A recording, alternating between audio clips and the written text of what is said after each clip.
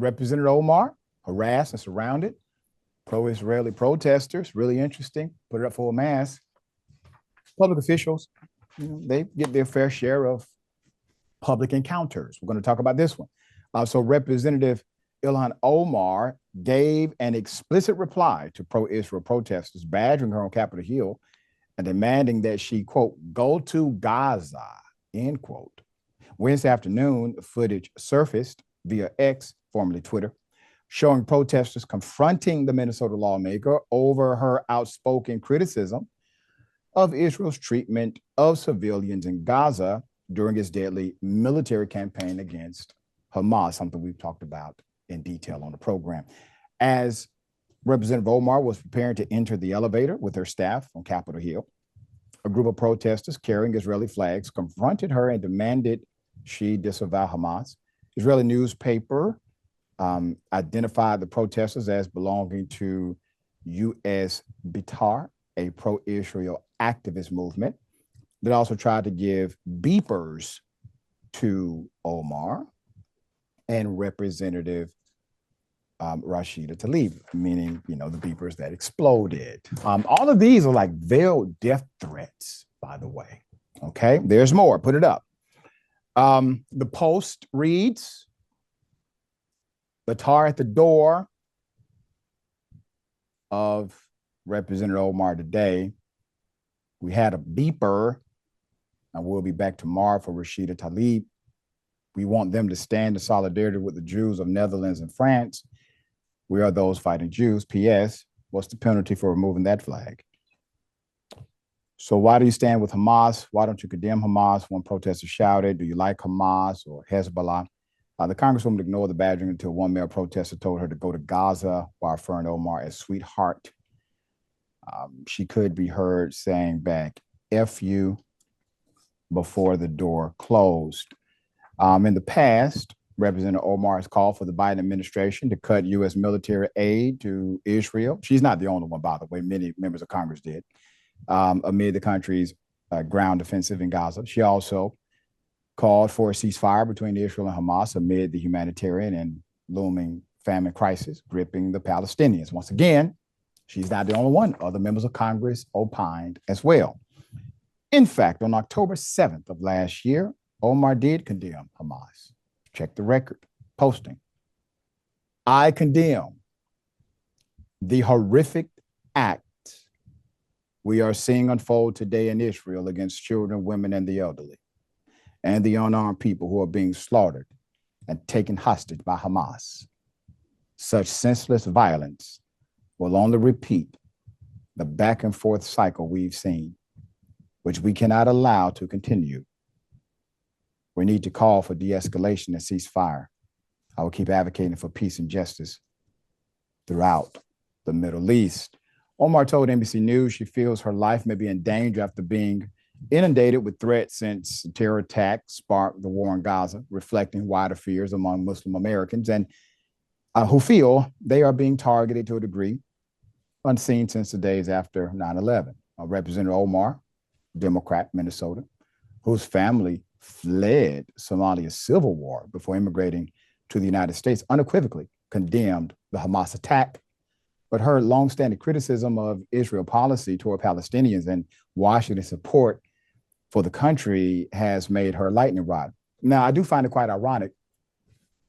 Yesterday, I had a, let's just say heated conversation with the former director of the Israeli Ministry of Justice, who's on the program, who bills herself to be a great humanitarian. And I challenged her on some of those notions. But let's be very clear about the reality of this. The citizens of Israel are protesting Netanyahu. The citizens of Israel are protesting this military stance. Pro-Jewish student groups and pro-Palestinian student groups actually were marching hand in hand, protesting on campuses for humanitarian rights. You don't have to be against Israel to be for humanity. But that is the frame that they would like to put you in, to put me in, to put us in. as if somehow our proclamation of humanity is adversarial to Jews. It is not. We have also defended our Jewish brothers and sisters on this program when they were being targeted by members of MAGA, Kanye West, and others. There's more. The U.S. Capitol Police and the House Sergeant at Arms briefed Omar and other progressive lawmakers critical of Israel, including the only other Muslim woman in Congress, Representative Tlaib, who is a Palestinian American, over potential threats last week, according to a Democratic aide familiar with the meeting. Voicemail shared with NBC News include profanity-laced death threats, calling Representative Omar a terrorist Muslim. Another claimed a vigilante group spying on the Congresswoman and your children had obtained all your addresses and handed them out to those who sexually violate others. I'm from a militant group, the male call of a third voicemail claimed. I can't wait till our group sees you one day and I can rip your effing rag off your head. I hope the Israelis kill every effing one of you. End quote. In a statement, Omar said she and other Muslim Americans have been victims of a dishonest smear that equates criticism of Israel's treatment of Palestinians with support for Hamas, which has created an environment where threats proliferate. And that's true, because once again, that's the debate and the framework they want you to have. But the context is contrary to that falsehood. It directly endangered my life and that of my family, as well as subjected my staff to traumatic verbal abuse simply for doing their jobs, Omar said. More importantly, it threatens the millions of American Muslims. This toxic language and imagery has real world consequences, Omar continued. House Republican leaders stay silent as their party unleashes these toxic attacks and refuse to hold extremists in their ranks accountable. Since assuming office, 2 men have pleaded guilty to threatening to kill me. This is very real. I fear for my children and have to speak to them about remaining vigilant because you just never know. Representative Boebert has called Omar and Tlaib the, quote, jihad squad. Representative Marjorie Taylor Greene dubbed them the Hamas caucus. And the official campaign arm of the House Republicans has labeled the pair Hamas Spocks, Washington slang for spokesperson. And we have deemed them, let's put it back up, cackle of Karens. There you go. All right.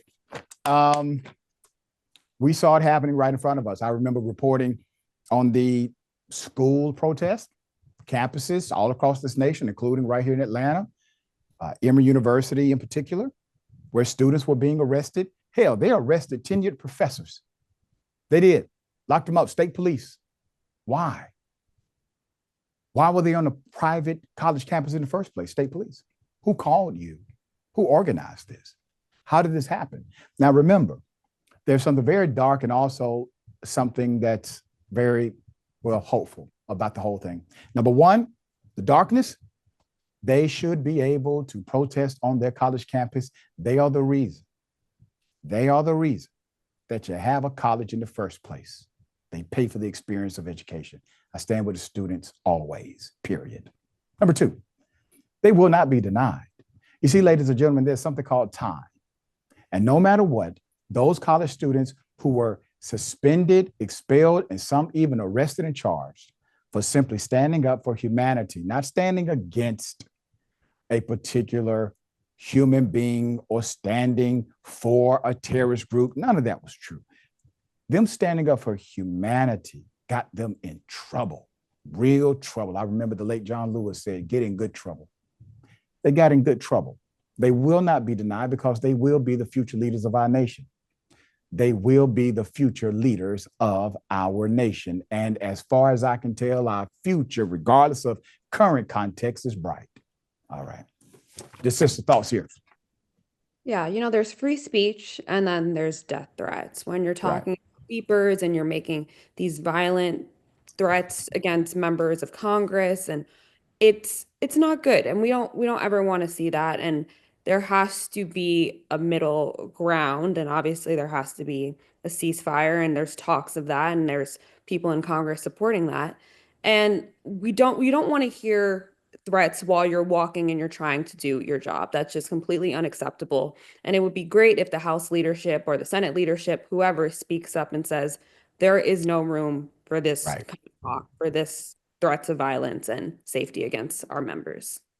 There you go. Well said. But Republicans are silent because they are feckless cowards and they are afraid of their own shadows now.